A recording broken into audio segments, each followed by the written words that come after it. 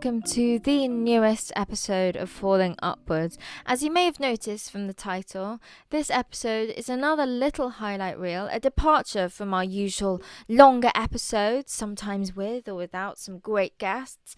That's because, of course, we want to bring the best possible episodes to you and do the best for our guests too, and that happens when we are both in the best possible health we can be. We want to do our best for you so that you can enjoy the show, our guests can enjoy being on, we can enjoy the fact that you're enjoying it, that they're enjoying it, that it's all like one big circle. It's all like the circle of life. It's like the Lion King, except not, because we're not animals. So with that in mind, we've put together a little special episode for you so that we can take care of our health, and we'll see you very soon for the back end of season 1. But until then, I'll leave you in the very capable hands of our special arbiter of favourite failures, the one and only Maddie Armstrong. Hello, Maddie here. Yes, I'm sure you'll remember how strict I can be with the failures. So know that these are all Maddie approved, and I hope you enjoy the episode. Woo! My favorite failure? Yeah, I got dropped from my label when I was like 19. That was a pretty big fail. I've asked girls out on dates and they've said no, and I'm not sure what hurts worse, getting dropped from my label or getting turned down by someone that you like. But I've failed, and I feel like this interview is like a success. So that's good at least. I don't know. I don't have a favorite failure, but that's a great song title, so I might take that. Yeah. Please. That was just so... 19 though, dropping from the label. That must have been rough. How old is he now? I am not sure. I appreciate that he equated being dropped from his label on the same level as being rejected by girls that he's asked out. Yeah. He's 30. Oh, okay. He doesn't look 30. Oh my goodness. No, he's got like a really youthful, mousy sort of face. Youthful face. Like He's got good genes. I got fired right before the pandemic, so maybe that's interesting. I don't know. Yeah. It's a tough question. I would say my favorite failure. It's just going to be a bigger one because I moved out to Los Angeles from Florida, and I had a really rough, how many years? Maybe it was like 3 years before I met the guys, and like Los Angeles is really expensive. Yeah. So I thought that like I was gonna have to move back home and like or go back to school and like find a different career and stuff because I just couldn't afford it, and I totally felt like a failure in Los Angeles for a while before things started working out with Cannons. Me. What's your favorite failure? What did you? I don't know. I don't necessarily like the word failure. I think if you're gonna look at something like that, it's definitely a learning experience, and I think there's something you can grow from what you didn't like. Yeah. So I don't think anything's been a failure. It's just been like a trial and error kind of situation. Good band though. Yeah, I do feel like out of everything, I know that out of every bad situation, you can make something good out of it. So I agree. I don't believe in it. We finally got into the meat and bones of Falling Upwards, which is always about failure. Woo! Woo! You made it this far. But I did like the response of, I just do not accept failure as a concept. I do like that. And or at least I definitely don't accept it in a negative manner in any form. I feel like we don't do that though. You and I, we're like, we did fail that one time. All those many times. But I do think like a lot of people, I think we're conditioned to think negatively as a species, no? Like I think for the vast majority of people, it's easier to slip into a negative way of thinking when you're reacting to something versus a positive way of thinking. It's all about the context. Because, for example, the exact situation that is a failure to you could be a massive success to someone else that's just not where you're at, No. And I feel like we just are so used to being very self-critical and being like, no, I'm crap. I've done this terrible, awful thing and I'm a complete failure. When in reality, it's like, it's just an eeny beeny eeny meeny little thing, Yeah. that doesn't really matter, and you can just move on. You can just jog on from. But no one wants to do that. Everyone just wants to stress about every tiny little thing.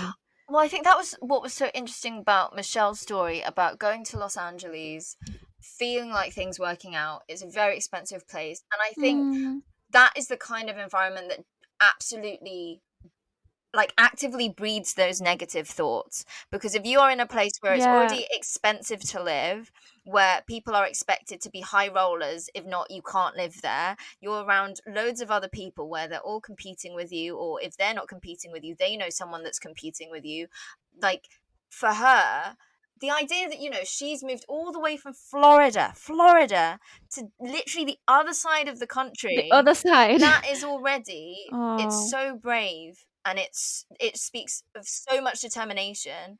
But because she is in LA of all places, that was the point at which she was like, everything is just not going right. But I guarantee if it had been somewhere else, or if she'd been pursuing something else, people wouldn't have, I'm sure it wouldn't have gotten into her head in the same way, and definitely other people wouldn't be. It's that mindset of the place, isn't it? Yeah. When she was talking about it on the audio, I was so shocked because I just know that environment is a stressful one.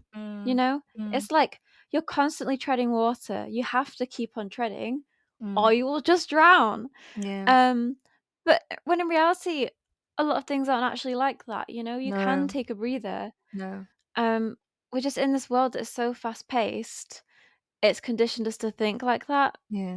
Yeah. And it's not healthy. It's not good. Like, thinking that you might have to give up on your dream, that's not on. No. But you think as well, That's not even if obviously everything worked out for her with Cannons, but even if it hadn't worked out and she had to go back to Florida, that still wouldn't have been a failure, though. Do you know what I mean? Like, to do what she attempted to do is so difficult and so courageous that the idea that she would have probably had to go, you know what, for my well-being, to survive and to fight another day, I've got to go back. That's not a failure. That's like, wow, you really looked out for yourself. But obviously we know it all worked out. So It's brave to go to LA, but it would also be brave to go back, you know, to decide this isn't the journey I can take right now. That's also a brave thing, to make such a decision like that. I mean, it's fantastic that it has worked out, but so many people have got to end up in making decisions like that, and we just can't see it as a failure. We really can't, because then we're always failing, you know? So I mentioned this before, it's when I did that 1 month of wrestling, or 2 months, because I'm 5'1". I'm small. I am not very strong, and the fact that I did it, even though I didn't stick at it, it was failed dramatically. But I at least look back at it and go, you know what? I tried it. I did something that 90% of the population probably wouldn't even look at. So yeah, that's the thing. I mean, I failed many times. I've probably lost track. It's just because we spoke about this one earlier. It's not even a failure. It's cool. That's a cool thing that you tried to do. So I wouldn't even consider that a failure. I would think that's a cool thing. That's a cool Sunel venture. I mean, it was a great feeling hoisting a 5'11" man over my shoulder and carrying him. Of course it would have been. That's awesome. You can't call that a failure if you did that. That's so cool. That's an achievement. He was very gangly. Okay, he was very like slim. He was like a pole. He was like a pole, like really skinny. A stick man. Ooh, my favorite failure. So I used to sign to this agency, a modeling agency, and they're a modeling company, so they're not gonna invest in you when it comes to music, entertainment. But they were trying to, but it failed like on our first project, so they gave up. But I never gave that up. I always wanted to perform on stage, so I started learning, by myself and tried to incorporate everything together and come up with a project. But for me to leave that company, I had to, sign a deal saying basically I can perform on stage for a little while. Wow. Yeah, and that was tough. Like, that was the lowest of my life, because imagine as an artist, like, you couldn't perform for 2 years. 2 years? 2 years. Oh my God. So I took those 2 years and I just started, learning more about production and selling songs to artists and stuff. And yeah, I think I'm so thankful for that point in my life, because that really made me think, okay, I think also with COVID, like, everything comes and goes, okay, but always have the good mindset, the right mindset, and it'll happen sooner or later, and it's always going to be on time. You're never late, okay, you're never early, you're always on time, and if you want something, you can do it if you really want to. The whole universe will conspire to help you get it. I really, this is from a book that I really like, The Alchemist. So if you guys, that's a great book. I love that book. And if you guys, looking for something to read The Alchemist, okay? A lot of people recommend it, and I also recommend it. It's a very, very great book. Getting deep with Kaya. How crazy is that story that he was barred from performing for 2 years? I know, that just kills my soul. That's like 2 years unable to do anything. Oh, poor dude. But now he got to perform on Hyde Park, which is a pretty big thing, so I hope that made up for it. That is a very beautiful favourite failure, to go from literally having to... Those 2 years, I think, would make or break a person. Where either somebody would go, well, this means that it's not going to work for me. It basically means my entire life is on hold. And if it's on hold, then I have to give up, because, it's a tough industry. And those 2 years you could lose all your momentum. You could lose funds if you're staying somewhere that's important. Or you can go, well, those 2 years is just a means for me to find a way to rise up even greater. And gosh, did he rise?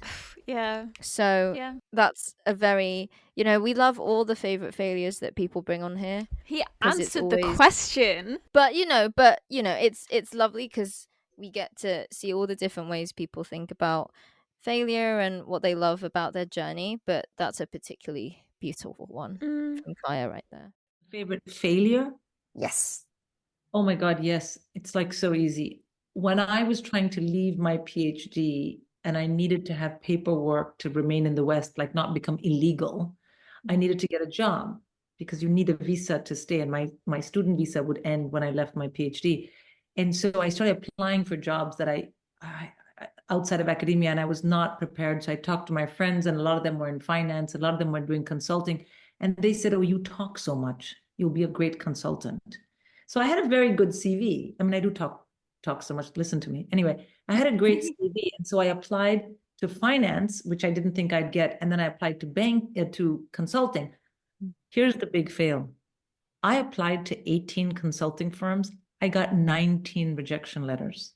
Someone heard I was applying and was like, don't even waste the paper of your CV. I was like, how do I have more rejection letters than applications? It was I felt like such a failure then.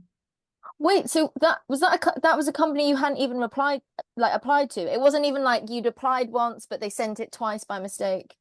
No, I remember the name of the company. I'll never forget it. I was like, they heard I was applying and they were like, you're trash. Don't even bother. Anyway, but weirdly enough, I got a job in finance, and that's a different story. But that was a big fail. I was like, how are people who don't know me failing me? Oh my gosh. I've never heard that. I just don't think we're going to top that for a while. I'm not going to lie. In all the episodes we've had so far, this is, it takes the cake. It was the fact that it was just that is beyond anything I've ever heard. Like they made the effort. That she didn't even apply, and they made the effort. Was it like a physical rejection letter? I think it would have been a letter then, yeah, an actual letter, yeah. Physical paper. So they printed out, they typed it up, they got her info, they printed it out, and they sent it to her to say, don't bother. How it is our best failure. It just is. I would never. Wow, that is everything you promised it would be. Because at first, when she said, "Oh, I got 19," I thought, "Oh, maybe they'd sent it twice," which still is a bit of a fail. Where it's like, "Oh, they wanted to drill in. One person wanted to drill." No, somebody already went no. I would just give up. Because where do you go from there? Before she applies, we want her to know that it's a no. Sent 18 applications, you got 19 rejections. That's beautiful. My God.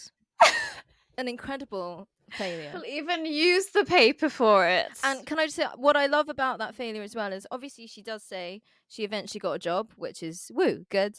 It has nothing, like, you know, she went on to be very successful, but genuinely that it has no impact on. It's not like, oh, I did my first comedy gig and it was really bad, but I bounced back next time. No, she just actually just got an extra rejection letter, and she moved on with her life. Well, good on her for. Would that have floored you? That would have just floored you. Keeping going after that, because I don't know how I would have taken that.